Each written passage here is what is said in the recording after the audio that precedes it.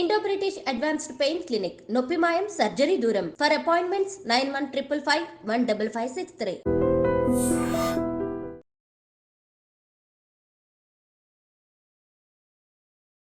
Welcome to iDream media. So జనరల్గా B12 deficiency చాలా మందిలో చూస్తూ ఉన్నాము.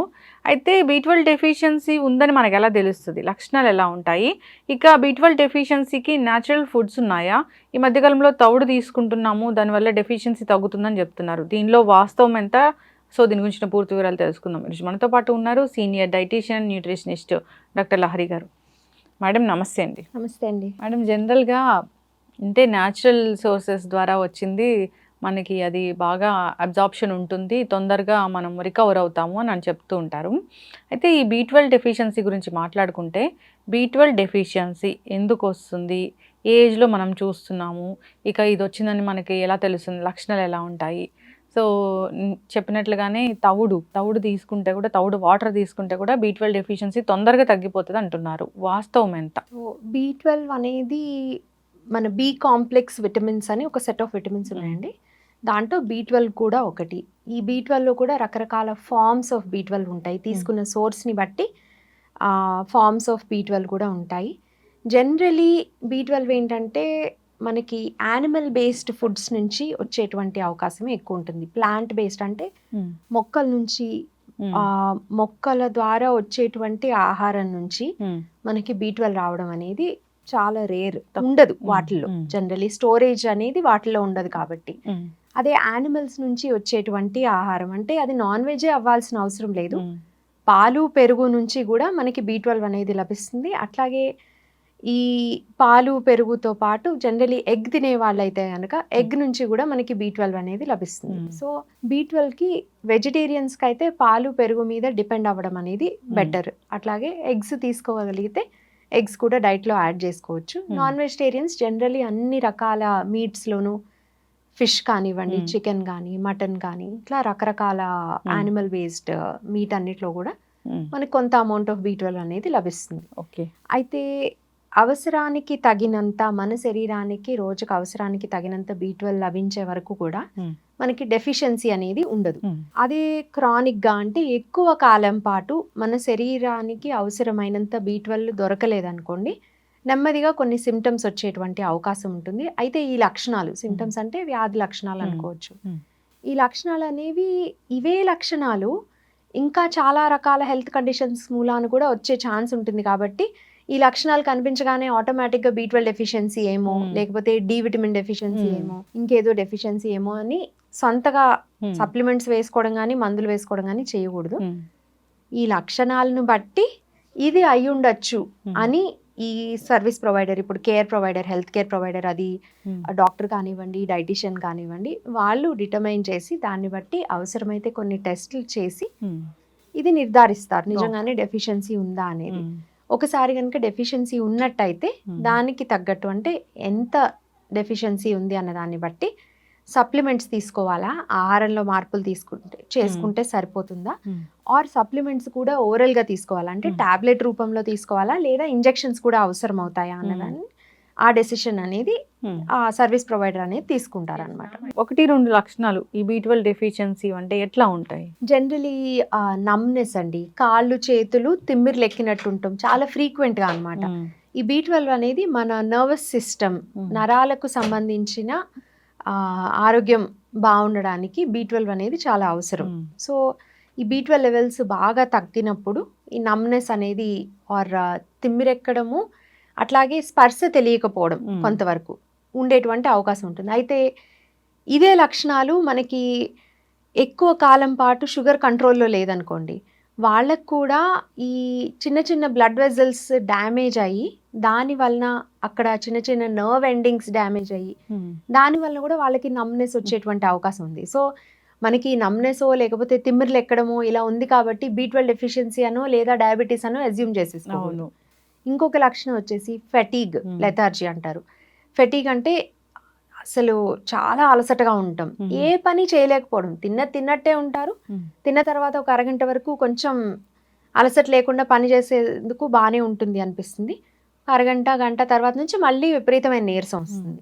సో ఈ పట్టలేనటువంటి నీరసము, నిస్సత్తువ కానీ ఈ ఫెటిక్ కూడా మనకి B12 డెఫిషియన్సీ సిమ్టమ్స్లో ఒకటి. కానీ అగైన్ వేరే రకాల విటమిన్స్, డి విటమిన్ తక్కువైతే కూడా ఇలాగ నిస్సత్తు ఉన్నట్టు ఉంటుంది. అట్లాగే కొన్ని రకాల అదర్ బి విటమిన్స్ తక్కువ ఉంటే కూడా టయర్డ్నెస్ అనేది బాగా ఉంటుంది. సో ఈ లక్షణం కేవలం దీనికి మాత్రమే ఉంటుంది అని చెప్పలేము. బట్ మీకు ఎంత తిన్నా కానీ, ఎలా తిన్నా కానీ క్రానిక్గా అంటే ఎక్కువ కాలం పాటు బాగా నిస్సత్తుగాను నీరసంగా ఉండటము, అట్లాగే ఇంకొన్ని ఎక్కువ రోజులు ప్రొలాంగ్ చేసినప్పుడు ఇట్లా కాళ్ళు చేతులు తిమ్మిరెక్కినట్టుగా ఉండటము, అట్లాగే కొంత ఫోకస్ చేయలేకపోవడము, ఇట్లాంటి లక్షణాలు ఉన్నప్పుడు మీ ఆహారపు అలవాట్లను కూడా తెలుసుకొని, అంటే మీ డైట్ హిస్టరీ, మీరు ఎలాంటి ఫుడ్ తింటున్నారు ఏంటి అన్నది దానికి సంబంధించి క్వశ్చన్స్ కూడా అడిగినప్పుడు జనరలీ నా దగ్గరకు వచ్చిన వాళ్ళు ఏమైనా అడిగితే డైట్ హిస్టరీ తెలుసుకోవడం అనేది జరుగుతుంది. సాధారణంగా మీరు ఏం తింటారు అని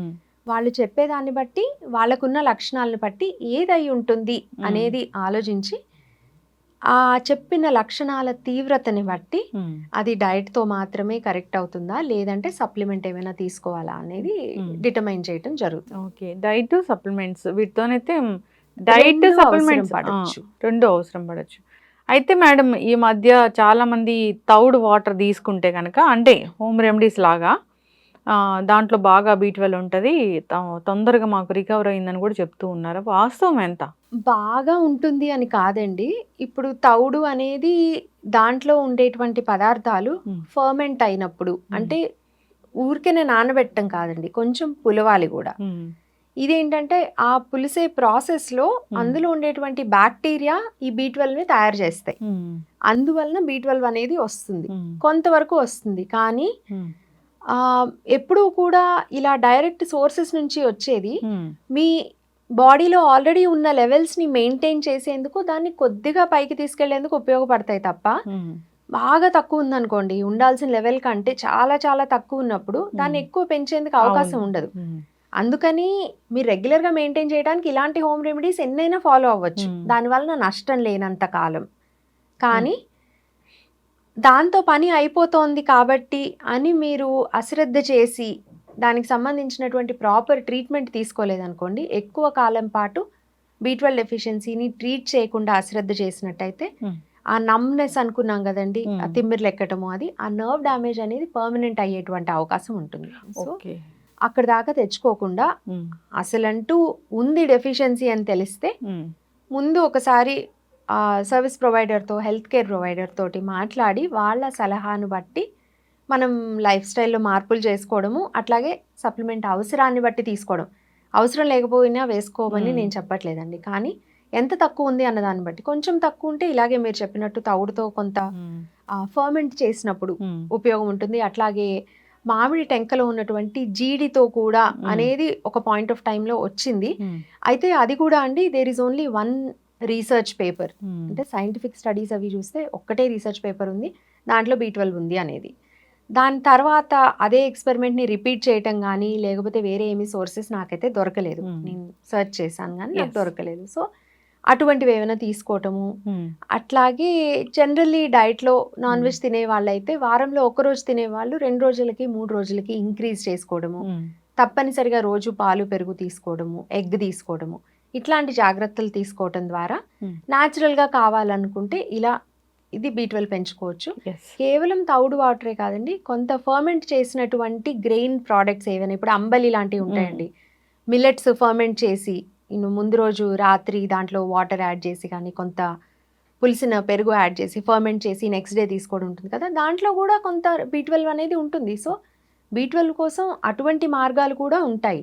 ఇదంతా ఎప్పుడు లెవెల్ నార్మల్కి వచ్చినప్పుడు. సో ముందు నార్మల్కి తెచ్చుకోండి, ఆ తర్వాత ఇవన్నీ చేసి మీరు ఆ నార్మల్లో మెయింటైన్ చేసుకోండి. ఎస్, ఖచ్చితంగా మ్యామ్, చాలా చక్కగా చెప్పారు.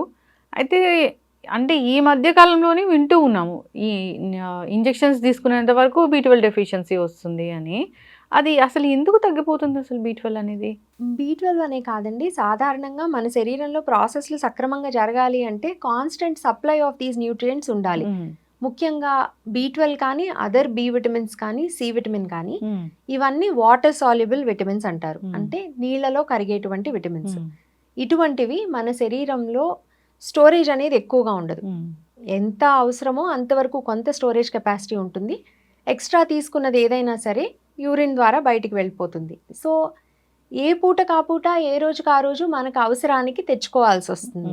మీరు 3-4 రోజులు ఇగ్నోర్ చేశారంటే 5వ రోజుకి మనకి డెఫిషియన్సీ రాదు, కానీ స్టోరేజ్ కెపాసిటీ పెద్దగా లేదు కాబట్టి ఉన్న దాంట్లో నుంచి తగ్గిపోతూ ఉంటుంది. సో అందుకని మనము ఫ్రీక్వెంట్గా వీటి గురించి జాగ్రత్తలు తీసుకోవాలి. అదే విటమిన్ ఏ కానీ ఈ కానీ డి అండ్ కే ఇవి fat soluble vitamins. So fat soluble అవ్వటం మూలాన ఇవి యూరిన్ లో బయటకు వెళ్లేందుకు అవకాశం లేదు.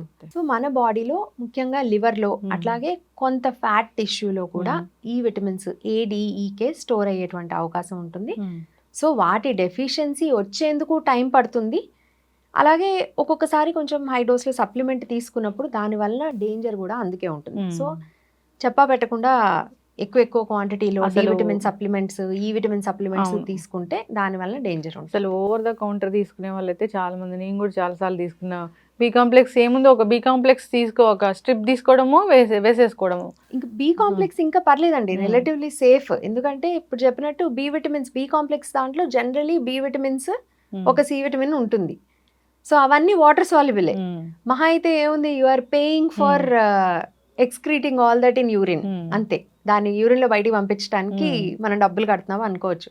అవసరమైంది వాడుకోవడము, ఎక్స్ట్రా అయింది వెళ్ళిపోతుంది. కానీ మనకి జరిగేటువంటి డ్యామేజ్ ఉండదు, మనకి దాని వలన వచ్చే ప్రమాదం ఏం లేదు.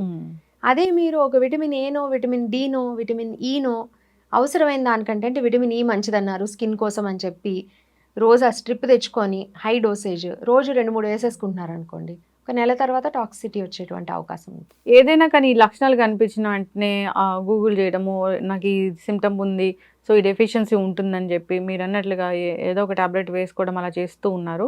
దానివల్ల ఖచ్చితంగా అనర్థాలే జరుగుతూ ఉన్నాయి. ఒక్కసారి సంప్రదిస్తే డైటీషియన్ కానీ ఎవరైనా డాక్టర్ అయినా సరే వాళ్ళకి తెలుస్తుంది అసలు ఏంటనేది, ఎంత డోస్లో ఇవ్వాలి, అసలు అవసరమా లేదా అనేది. సో డైట్తోని కరెక్ట్ చేసుకోవచ్చు అంటే ఒకసారి కాంటాక్ట్ చేయాలని కోరుకుందాం డాక్టర్ గారు. చాలా చక్కగా చెప్పారండి, ధన్యవాదాలు.